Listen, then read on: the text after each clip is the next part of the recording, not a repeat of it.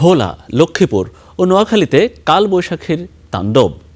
ঝড়ে লণ্ডভণ্ড বাড়িঘর, গাছ উপড়ে নানা সড়কে বন্ধ হয়ে যায় যান চলাচল। বেশ কিছু জায়গায় দেখা দেয় বিদ্যুৎ সরবরাহের বিপর্যয়।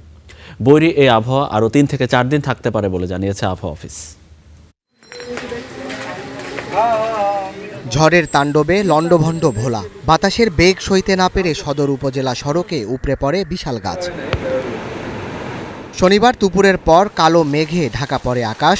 বজ্র বৃষ্টির সঙ্গে শুরু হয় বাতাসের তাণ্ডব। এতে নানা জায়গায় গাছ পড়ে বন্ধ হয়ে যায় যান চলাচল। ঝড়টা অনেক বিশাল আকারে রূপান্তর হয়েছে, গাছটা অনেক বিশাল মোটা, গাছটারে উল্টে ফালাই দিছে। কালবৈশাখী ঝড়ে আমাদের অস্তিত্ব বিলীন করে দিছে। আমরা একটু সরকার থেকে তদন্ত করে কিছু সহযোগিতার কামনা করছি। ঝড়ে খুঁটি উপড়ে বন্ধ হয়ে যায় বিদ্যুৎ সরবরাহ, তা স্বাভাবিকে ব্যস্ত কর্মকর্তারা।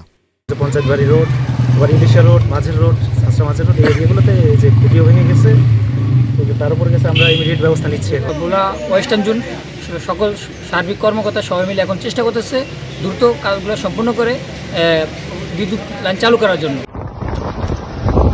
কালবৈশাখী হানা দিয়েছে লক্ষ্মীপুরেও। এতে বিপাকে পড়েন শ্রমজীবী ও জরুরি কাজে বাইরে থাকা মানুষ। লঘুচাপের প্রভাবে ভারী বৃষ্টিতে ভোলা, লক্ষ্মীপুর ও নোয়াখালীর বেশ কিছু নদ নদীর পানির উচ্চতা স্বাভাবিকের তুলনায় বেড়েছে। দেশের নানা অঞ্চলে এই বৈরী আবহাওয়া আরও কয়েকদিন থাকতে পারে বলে সতর্ক করেছে আবহাওয়া বিভাগ। Desk report, star news.